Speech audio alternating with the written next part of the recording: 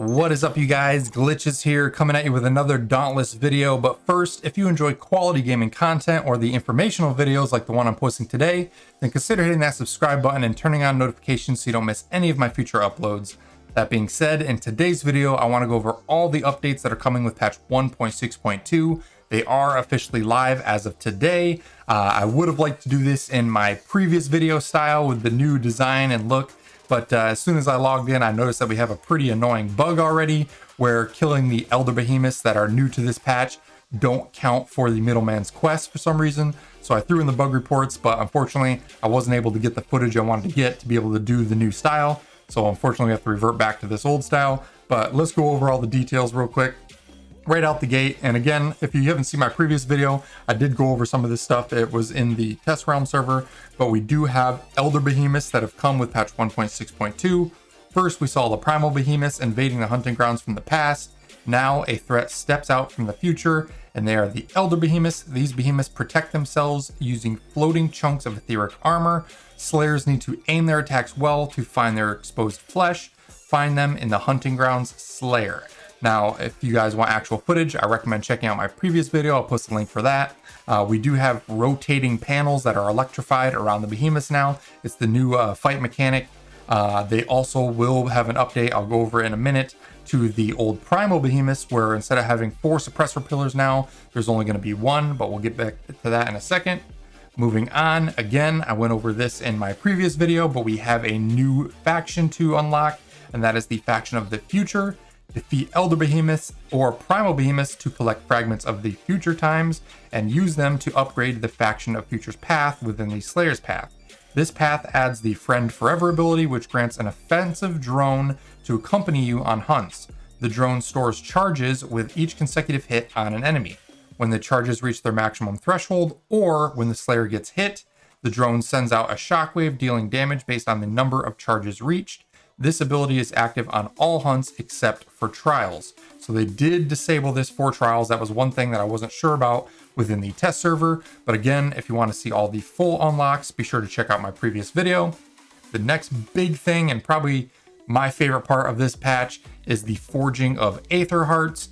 You can now trade in 200 aethersparks at the Spark Forge to get an Aether Heart now, so you don't have to rely on only reforging your weapons to get this. You can just straight up buy them. If you're not ready for a full reforge, save up those sparks and skip the cycle. So a really efficient way to get those Aether Hearts a lot more frequently now and upgrade all those weapon and armor that we've been sitting on for a while.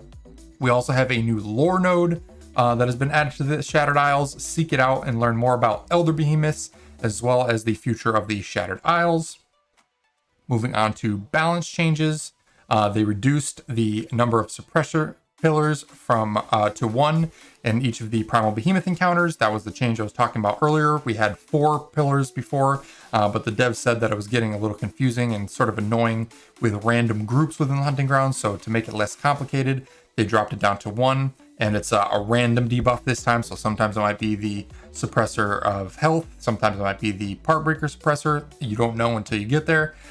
Moving on, for quality of life, fauna has been relocated on several islands to be less annoying. For UI, backing out of an item preview in the reward cache will now place the player back in the last selected tab instead of the first tab. The escalation boost icon will only appear in escalations and the escalation airship lobby.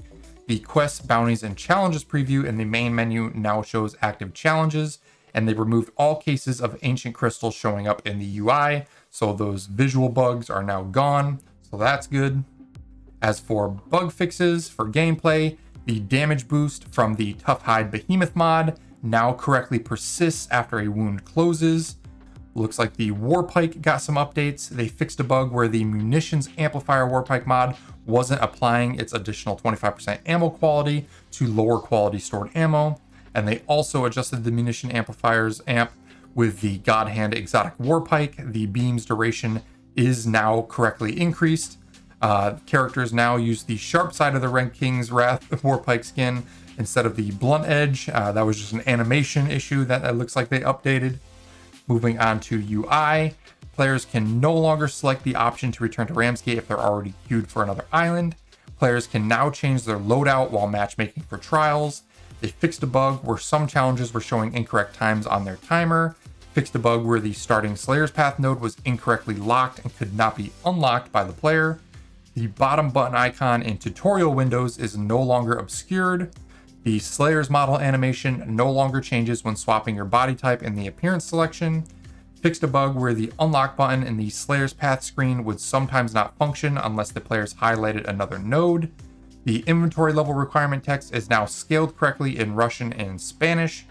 No Slayers down and the Slayer's Behemoth in under 5 minutes goals are now checked off at the start of trials and will correctly uncheck if the player fails them. Fixed a bug where the interaction icon for a Hunting Grounds event loot cube would sometimes be missing when I'm using a controller. Fixed a bug that would cause text to flow out of the Trials Goals HUD in some languages. And lastly, they fixed a few typo issues. Moving on to Ramsgate, they've replaced the old vault coin marker with the correct reward cache icon. For quests, the killing Frostback Pangars now correctly counts towards the rolling ice quest.